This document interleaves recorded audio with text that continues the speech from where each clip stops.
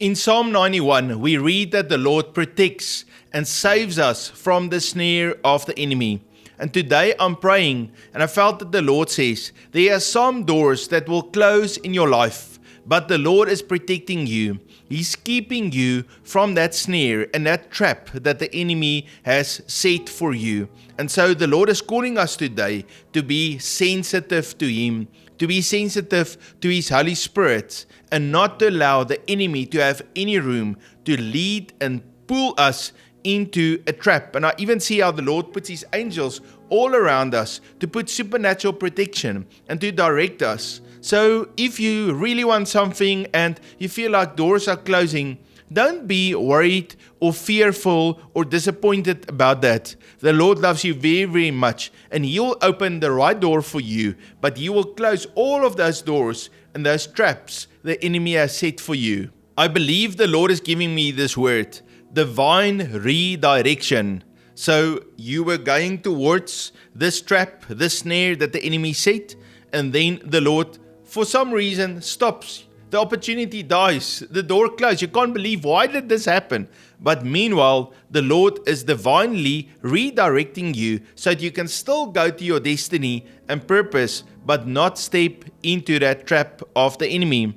Many times we are so set in our ways, we have such a big expectation for something that will happen that we forget to listen to God, and we don't always have divine discernment to see in the Spirit. But that doesn't stop the Lord from helping us and protecting us. He can see you are about to walk off a cliff, and He puts His angels there and He says, whoa, stop, you can't go here, you're going to hurt yourself, you need to go this way and that way. And we can be frustrated. Why did the Lord close the door? Why were I not allowed to continue on this path that I desire? Meanwhile, the Lord loves you. He's just protecting you. I believe the Lord is opening up our spiritual eyes, and He's going to give us long-term vision, and He's even going to show us those traps that the enemy set for us.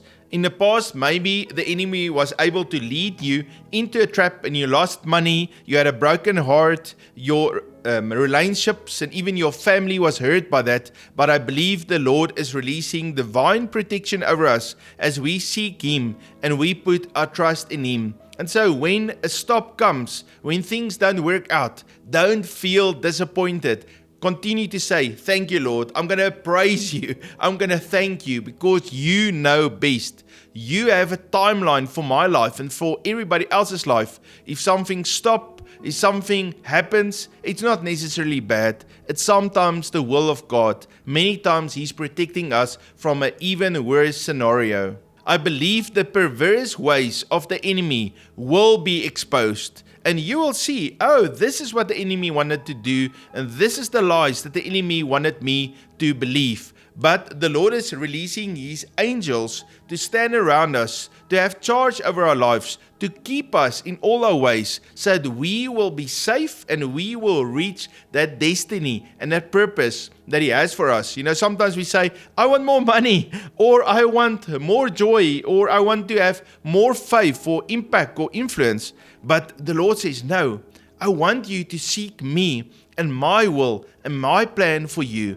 And My way is the best. So we put our trust in Him. We obey His instructions to our lives. And we don't have to worry about the others. We seek first the kingdom of God. And all these other things will be added unto us. And I want to declare to you, no weapon formed against you shall prosper. The Lord is sending His angels. You say, Lord, I love you.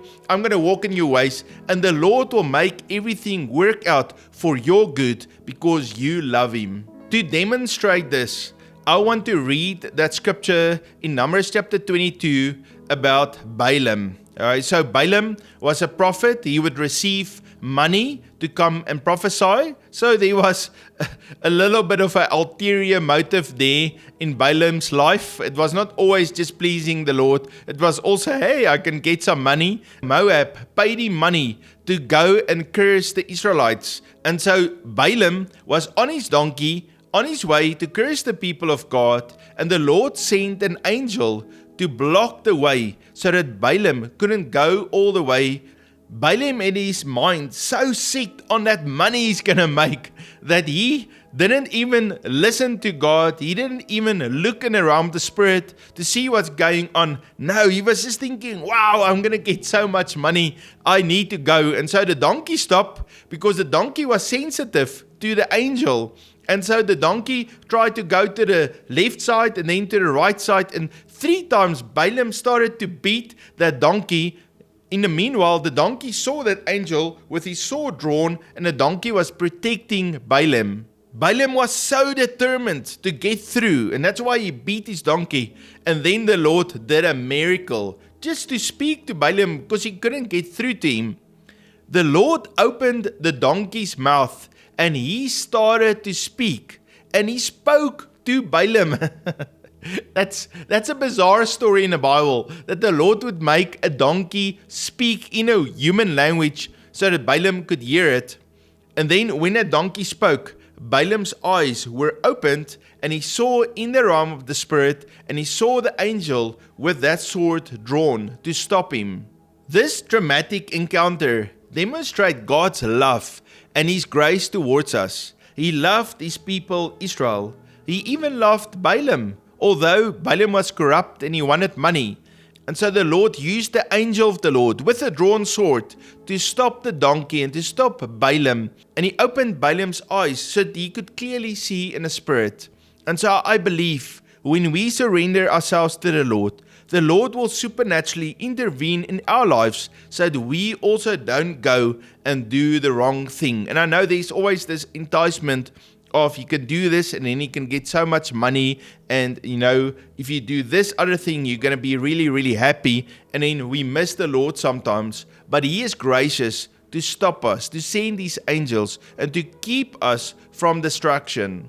If you experience an unexpected obstacle in your way, maybe the Lord is redirecting your life so that you can stay out of the path of destruction and walk on the path of life. In Numbers chapter 22-23 we read, "Now the donkey saw the angel of the Lord standing in the way with his drawn sword in his hand, and the donkey turned aside out of the way and went into the field." This of course frustrated Balaam because he wants his donkey to continue in a path he planned, but the Lord was actually protecting Balaam. And so then we read in Numbers chapter 22 verse 27 how the donkey had discernment to see, but Balaam the prophet didn't see in the spirit. And sometimes people can be very religious and they can have a title and be famous and all of that, but then because of pride and because of rebellion, they don't see and they don't discern God's voice. And the Lord wants us to humble ourselves. That donkey is a very humble servant animal. And sometimes when we say, Lord, I'll serve, I'll humble myself, he will give us discernment so that we can see, just like that donkey saw. And when the donkey saw the angel of the Lord, she lay down under Balaam. So Balaam's anger was aroused, and he struck the donkey with his staff. In verse 28 it says, "Then the Lord opened the mouth of the donkey, and she said to Balaam, 'What have I done to you, that you have struck me these 3 times?'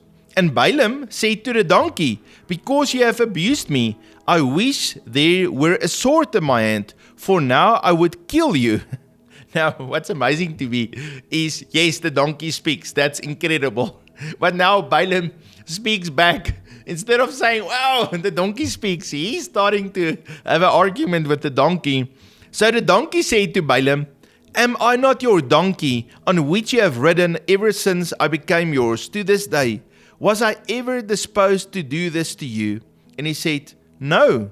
And it's at that moment when the donkey spoke to him and sense came to the man, and he kind of started to humble himself, that the Lord opened up his eyes and he saw what was actually happening. Verse 31, "Then the Lord opened Balaam's eyes, and he saw the angel of the Lord standing in a way with his sword drawn in his hand."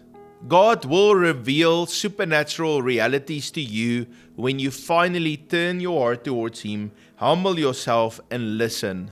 Balaam's greed and his disobedience placed him on this crooked path that led to destruction. But the Lord had mercy on him, and also mercy on the people of Israel. And the angel of the Lord said to him, "Why have you struck your donkey these 3 times? Behold, I've come out to stand against you, because your way is perverse before me. That word perverse is yarat, that means to thrust or push violently. The angel calls Balaam's way perverse. The Lord was revealing to Balaam his sin, that he allowed rebellion and greed to grip his heart. When the Lord reveals to us what's wrong in our lives, it's important for us to fall on our knees, to cry out to Him, to repent and to confess our sins, to turn away from our wicked ways, and to reconnect ourselves to Jesus so that His life can flow through us. It's important when God speaks to us not to try to defend ourselves and say, but I didn't do it and it wasn't that bad. No, the right response is, Lord, judge me. I'm guilty. I've done these things. Please, I ask for forgiveness. I confess these sins. Will you please wash me clean with your blood? And then He would come. He would cleanse and restore you so that you can repent and return and connect again with the life that flows out of Jesus. If the branch is connected to the vine, it will bring forth fruit. If the branch is disconnected from the vine, it will dry up and shrivel. And so we never want our lives to dry up and shrivel, but we always want to turn back to Him and be connected with Him so that His life can flow into us and we be fruitful. Now what's amazing is that the Lord deployed His heavenly warriors, His angels, to protect Balaam and the people of Israel. And I believe that the Lord is giving us a word today. I love you so much, and I'm going to use everything in my means, even the angels, to bring protection to you.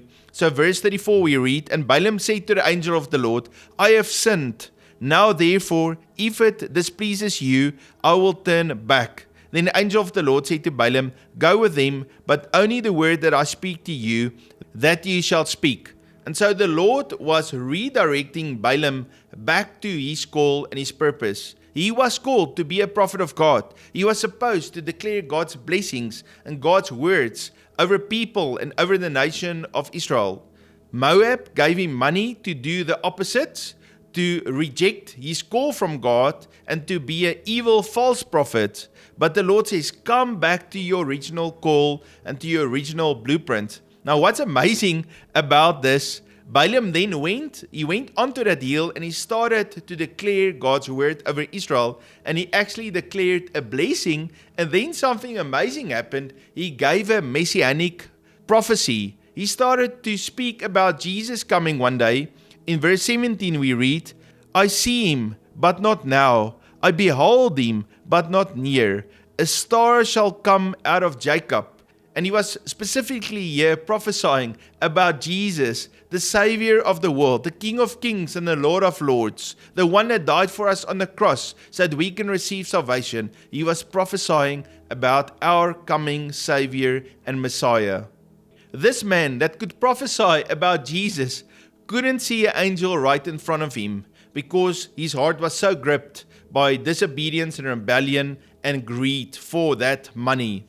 And even that donkey who humbled himself could see the angel. And so the Lord is calling on us. Yes, I will help you and teach you how to open up your spiritual eyes so that you can see. But it's important to align yourself with Him and to be humble before the Lord. What's also incredible about this story is that the Lord made a donkey speak. Is that not incredible? I mean, we've never heard about something like that. But that's in the Bible. A donkey spoke to stop Balaam. Let me pray for you. Father, I pray for each one listening today. Lord, I pray, Lord, that you will set your angels around us and that you will lead us through your Holy Spirit. And Lord, keep us from the snare of the enemy. Redirect our lives so that we can go to the purpose and the plan you have for us instead of walking towards destruction. Lord, we repent of rebellion and greed and unbelief. And Lord, we repent of not aligning our hearts and our thoughts and our discernment with you. But Lord, today we repent, we turn back to you. And Jesus, we connect our lives to you. We declare you are our Lord and our Savior. We yoke ourselves with you. We surrender our lives to you. And Lord, we want to walk in your path, not our will, but your will be done. Lord, we give you honor and glory and praise. Thank you that you are good to each one of us. In the name of Jesus, amen. Family, the Lord loves you so very much, and He will do anything, everything to protect you, to redirect your path so that you can fulfill His call on you. If you are new to Unity with Heaven, please hit that subscribe button and also the bell notification, and then write a comment. Something amazing, beautiful, that's uplifting, something that will touch my heart and build me up, and also the rest of us reading it. If you go into the comments of our videos, you'll be so encouraged. I think that Unity with Heaven has got the best comments of any channel on YouTube, just because everyone listening are so full of love and kindness, and then the love of God is just streaming out of them. And I'm so excited and I'm thankful towards the Lord that He has sent you to write those words of encouragement. And I say thank you very much. If you would like to sow into the ministry of Unity with Heaven, you can click on that PayPal link, or you can also see there's a bank detail where you can sow. And I want to say thank you, and I pray that the Lord will bless you and He will release overflow into your life. You must have a fabulous day, and I look forward to see you tomorrow. God bless you.